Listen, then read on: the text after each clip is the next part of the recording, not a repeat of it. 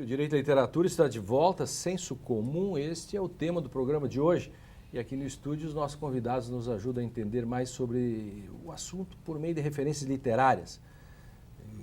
Os gregos, por exemplo, como já foi dito pelo Drayton, opunham doxa e episteme, e essa é uma questão que está muito presente também nas discussões sobre epistemologia, que são caras ao Leonel. O Darcy Ribeiro, esse grande brasileiro, dizia que Deus é tão treteiro, faz as coisas tão recônditas e sofisticadas, que nós ainda precisamos dos cientistas, essa classe de gente, para desvendar as obviedades do óbvio. O senso comum é aquela questão de esconder o óbvio está no anonimato também, né? Essa é uma questão bem doxiana também, né? Nesse sentido. E geralmente nós associamos a questão do senso comum a uma espécie de consciência ingênua.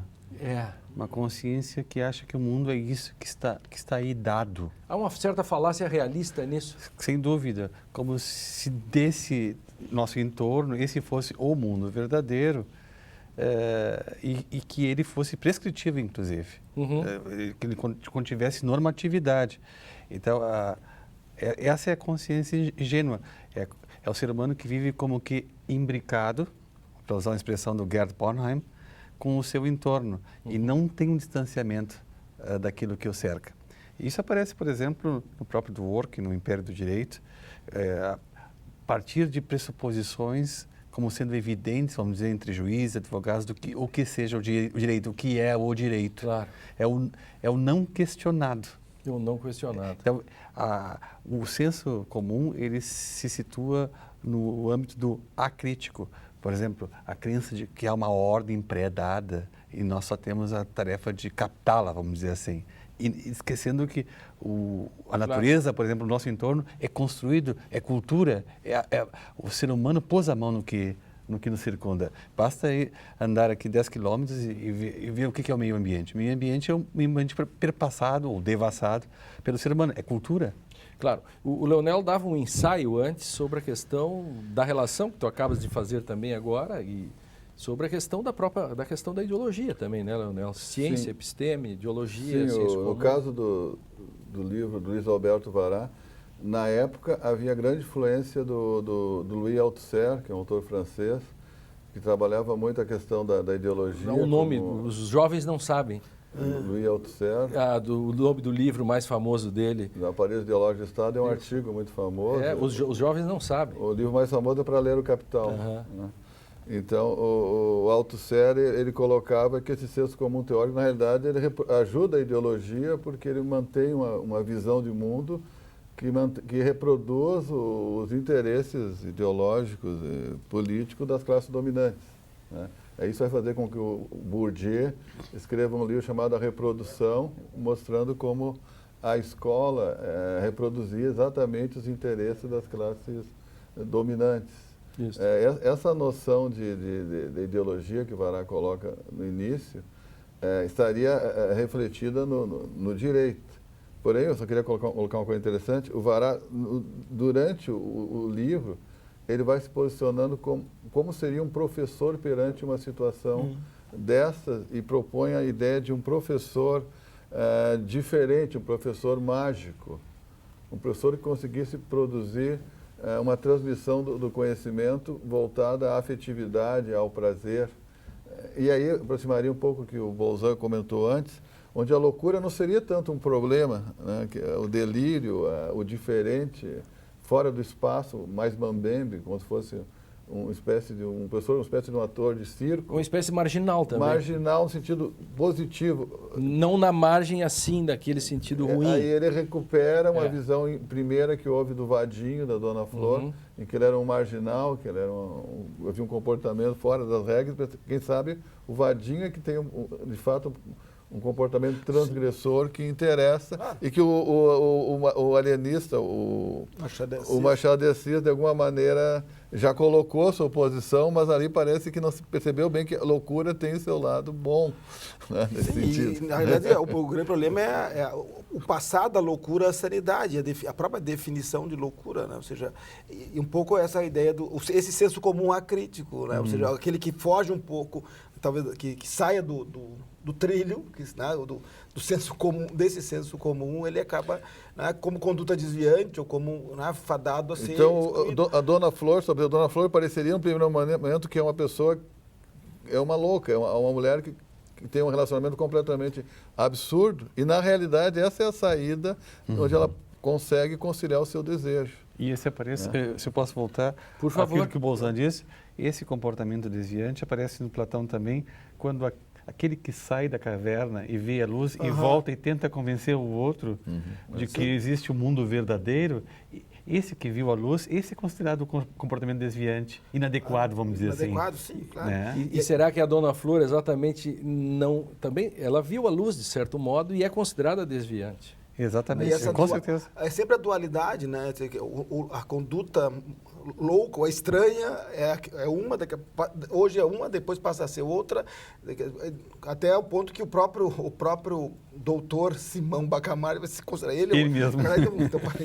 Por isso, essa questão final. Né? Mas eu acho que essa coisa do vará que está no Dona Flor é interessante e que no Ciência Jurídica, Ciência Jurídica. Mas eu acho que essa apropriação que ele faz, que traz do Jorge Amado e que traz para pensar o direito é um pouco exatamente essa coisa que se tinha muito marcar nos anos 80, né, na formação jurídica, de um lado a teoria crítica do direito e da outra dogmática ou formalismo. Vinda da tradição da esquerda francesa, sobretudo, né, o Vará tem uma forte, né, a relação com Michel Mialy e companhia, e depois a introdução crítica ao direito do Michel Mialy, que fazia um sucesso importante no Brasil, né, em alguns setores, evidente, né, e do outro lado toda uma leitura tradicional, dogmática, exatamente nessa perspectiva de senso, né, acho que o Vará consegue captar. Mas fazer uma provocação para vocês, mas fala, Leonel. Tem um debate com o Vará na época sobre um autor que hoje é importante no Brasil político, chamado Gabeira, que escreveu um livro, Crepúsculo do Macho, né, que é um livro onde toca exatamente nesse tema que a Dona Flor até hoje se impõe como heroína no primeiro momento para as mulheres, porque ela é uma mulher casada que não nega o desejo, né? Então ela consegue resolver essa questão, e isso é uma coisa imoral para alguns, que surpreende até hoje, mas na realidade esse é um caminho seguido hoje pela sociedade, né? Então essa postura feminina é defendida pelo Vará como muito interessante para a crítica do direito. É um lado feminino. Eu acho que é uma coisa que acompanha o Vará por muito tempo, essa coisa, a dualidade do masculino e do feminino e essa mescla, muitas vezes, né? Lembro uma vez que ele fez uma pesquisa em Florianópolis. Que a justiça é feminina, o direito masculino. E mostrando que os presos, o maior receio dos presos e dos submetidos a processos criminais era serem julgados por juízas, forem juízas, que eram muito mais duras, né? Tendencialmente eram muito mais duras na condenação. Eu lembro disso, isso foi anos 90, eu acho que ela fazia essa... Não, mas a Dona Flor, ela é aberta ao prazer. Mas às vezes, talvez seja exatamente como essa cultura dogmática do direito consegue transformar a mulher em masculino e não feminino. Sim. Mas a expressão masculina do direito. Né, fazer uma provocação para vocês com relação à contemporaneidade, a partir dessa questão, quase caiu aqui, a partir dessa discussão que vocês estão fazendo, que é dos anos 80, os anos 70, dos anos 80, formalismo, teoria crítica, vocês acabaram de desnudar isso. Hoje, de certo modo, você recupera isso tardiamente, que também hoje, no fundo, só que mais uma vulgata quase, que é a questão que descobriram que o juiz boca da lei morreu, ou seja, o formalismo, e se coloca no lugar qualquer coisa. Nos anos 80 até que era mais organizada essa questão, porque vocês não concordam que a teoria crítica, digamos, era muito mais organizada do que hoje simplesmente o voluntarismo que se coloca no lugar de um velho formalismo jurídico? O que você acha, Drayton? Com certeza. Nós achamos que fizemos alguns progressos, mas são progressos aparentes. Nós tentamos corrigir certos elementos daquela época, mas não usamos os meios adequados para a correção. Então, às vezes fica a pergunta, será que nós não caímos numa situação mais caótica do que a anterior? Será que aquela era tão ruim comparada com a atual? Então, os neoconstitucionalistas, por exemplo, hoje inventaram que o juiz boca da lei morreu e botam no lugar um panprincipiologismo ou qualquer coisa, e aí o juiz faz o que quer. Bom, e aí? Qual é o pior? É o que obedece estritamente ou o outro que se solta no mundo? Pois é, e onde é que fica a democracia deliberativa? E a democracia fica onde? Eu acho que se esquece um pouco. Eis o gancho para vocês, é uma discussão. provocação. Eu acho que isso se esquece um pouco essa discussão, que na época dos 80 para os 90, ali naquele período, era de...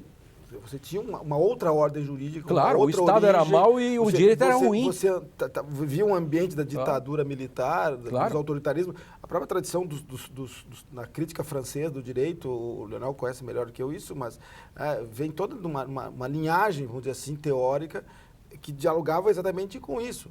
Quer dizer, na transição democrática, com todos os seus percalços e problemas, nós saímos de uma ordem jurídica ditatorial, militarizada, para um outro contexto. Quer dizer, você não pode simplesmente pegar aquela disputa que havia, que era uma disputa estratégica, vamos dizer assim. O Estado era mau, um outro contexto. Brincando assim, dá para dizer, o Estado era mau e o direito era ruim. Sim, mas só para colocar, a questão é que a crítica do direito não existe mais. Quer dizer, a crítica do direito ela foi elaborada a partir desse pressuposto epistemológico, Bachelard, Althusser, neomarxismo. Daquele período. E ela tem uma montagem muito bem feita a partir do marxismo. Então, ser marxista é ser crítico do direito. Então, com a crise política do marxismo, depois da queda do Muro de Berlim, não há mais crítica do direito, acabou. Aí ficam esses fragmentos de vozes e críticas que dá esse problema hoje. Quase o Estado é natureza de teses. Então, hoje não há mais crítica do direito porque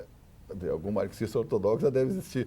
Mas se eu não for marxista, eu tenho problemas em ser crítico do direito, porque eu não tenho mais essa teoria pronta de para base, utilizar. Não então. tenho a teoria de base. Então, a teoria do direito não tem teoria de base.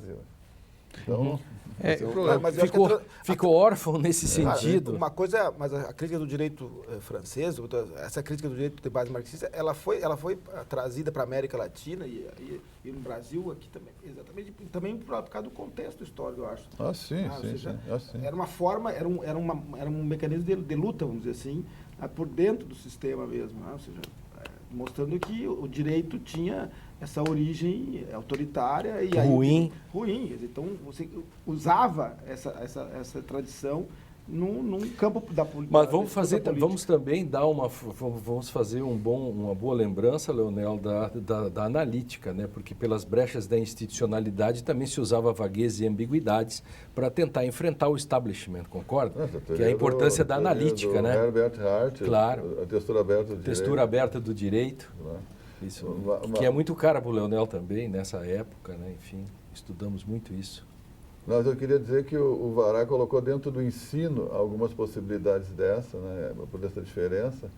E uma das coisas importantes é que aos poucos você vai valorizando o senso comum como cotidiano. Quer dizer, aos poucos há uma passagem dele para a defesa desse dia a dia, de uma visão mais prática da vida. No próximo bloco eu quero que você continue com isso. O Direito e Literatura vai agora para o intervalo. Essa questão da cotidianização é importante. Na volta ao senso comum. É o nosso tema. Próximo bloco, a influência do senso comum na prática e do ensino jurídico. Estávamos falando nisso agora. Não saia daí, já voltamos.